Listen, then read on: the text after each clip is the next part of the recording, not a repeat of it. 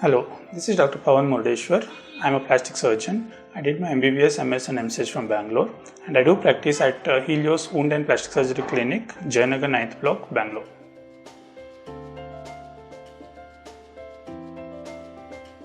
Bariatric surgery has become a talk of a town, as nowadays many people opt for this as a method of weight loss. However, post-bariatric surgery weight loss, there is often in the sagging skin, loose fatty tissues as well as the separated weakened muscles which has to be repaired to get a perfect body contour. That is where plastic surgery comes in, especially for the tummy tuck.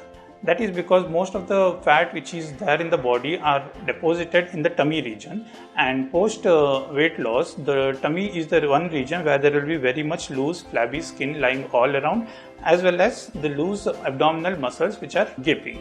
This procedure requires few of the prerequisites such as the clearance from the bariatric surgery, a stable weight for 6 months, as well as the fitness for a major surgery.